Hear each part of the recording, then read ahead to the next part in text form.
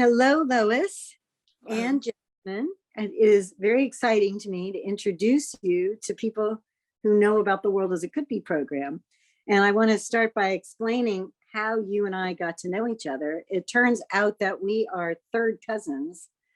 Lois got in touch with my cousin Libby because you figured out, or you got reconnected to her after not seeing her for 70 years, but that you had determined that your grandmother and our grandmother were first cousins. And then you and I talked a little bit more about all of this. You asked me about the work I do. I told you about the World as It Could Be and how it's about teaching about the Universal Declaration of Human Rights. And you said, well, I got to meet Eleanor Roosevelt. So this is very exciting to both Jazzmin and I, because Eleanor Roosevelt is we call her a Shiro. She's our Shiro. She led the whole creation of the Universal Declaration of Human Rights. So we want to hear from you how you got to meet her. So please tell us.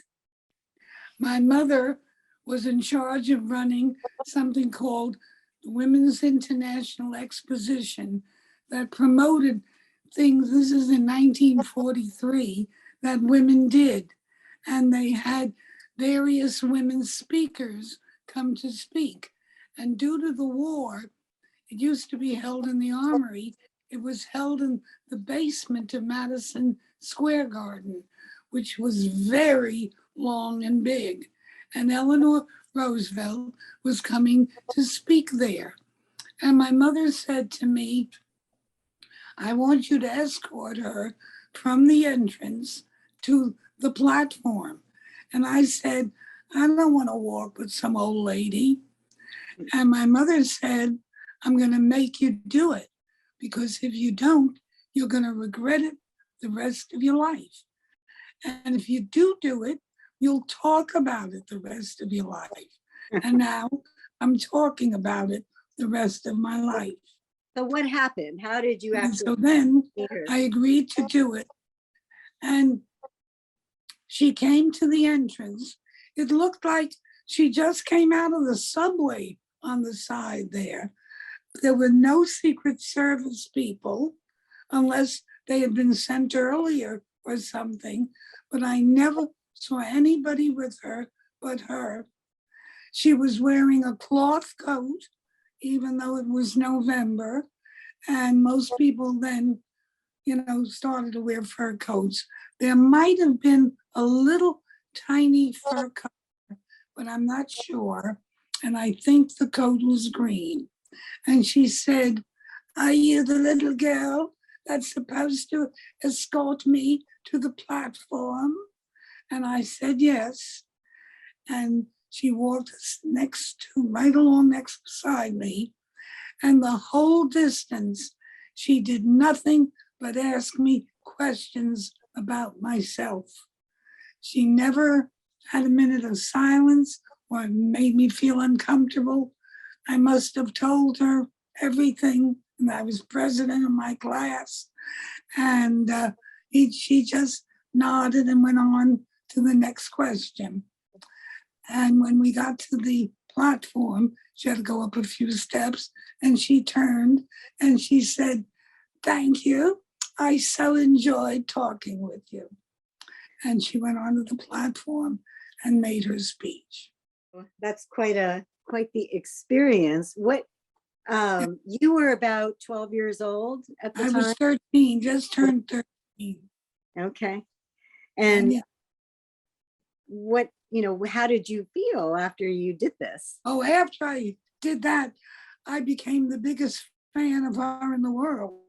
As my mother said, I told everybody, take me up to Hyde Park. I read every book about her. She became my hero also. Such a gracious lady, and chatted on as if we were two girlfriends. That's pretty impressive of her. It actually makes you feel like she really is genuinely the great person. Yes, that came she could across. be interested in me, You know, Right. there was no distinction between me and Madame Shanghai Chef. Right. That's right. And you had mentioned, I read about it. Perhaps when we post this, we'll show the document that I found that I think I sent to you that was in Eleanor Roosevelt's papers. It's in her library about how she had Mrs. Shanghai Shek with her because her husband, the president, FDR, was off visiting in Europe, Right. part of the war effort, and he was meeting with Chiang Kai-shek himself. And so Mrs. Chiang Kai-shek was in New York with Mrs. Roosevelt, and it described how they were together, and then they went to this exposition, and then after went back to their residence in New York for, I think, Thanksgiving. This was like around the Yeah, Thanksgiving. right around Thanksgiving. And so now I know from that article exactly how old I was. I wasn't sure if I was 11, 12, or 13. I knew it had to be during the war because that's why they were in the basement. Right. It's quite exciting to hear this. And Jazzmin, do you have any questions you'd like to ask Lois? I think the question I was gonna ask got answered with the document question. I guess do you know if you have any photos or anything that your mother may have kept from it? Not from the exposition with her. Years and years and years ago, the one who invented the Cupid doll, Rosie, not O'Donnell, Rosie O'Donnell's the one on TV. Rosie O'Neill was very good friends with the lady, Mrs. Scott, who was running at the time. So I have a letter from Rosie O'Neill, and I have a poster from the 1920s when the exposition first began. But I have nothing to show the story with Eleanor Roosevelt, except I'm trying to have no witnesses either because my mother isn't there anymore. But I didn't make it up. No, I don't think that's. And I'm sorry, it's not long. You don't have anything to be sorry about, because it's the fact that this is firsthand reporting of experiencing the presence of Eleanor Roosevelt. That's Right. just a wonderful in and of itself. And And if I still had my voice, I could imitate it for you. well, you did a pretty good job, actually. And how many years did your mother run the exposition? Oh, she began it that year when I was 13. She must have begun it when I was 12. And she was still doing it when I went through college. So she did it for at least 10 years. And then this Mrs. Scott left all her money to my mother.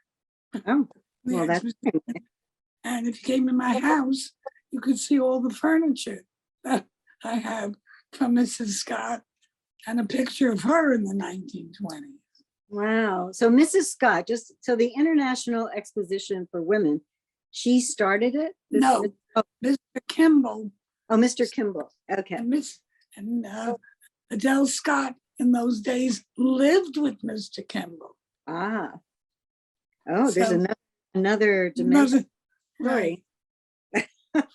So anyhow, before my mother came, Mrs. Scott was his secretary at the engineering place. But so she was checking and doing those things.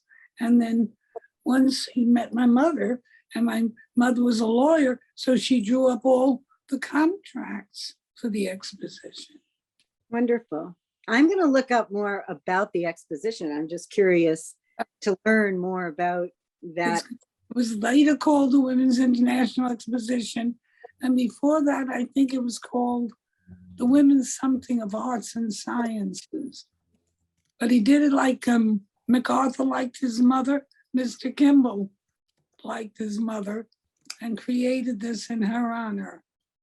That is really great thing to know about. I want to learn more about all of that as well. Well, thank you for taking the time to tell us this story. I feel that it's really going to be of interest to people who know about Eleanor Roosevelt, but Right. she's really just this heroic figure that we just know about.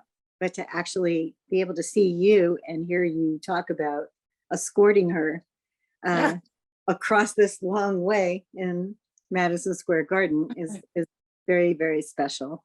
Thank you, because it just brings it all right back to me. I can absolutely visually see it.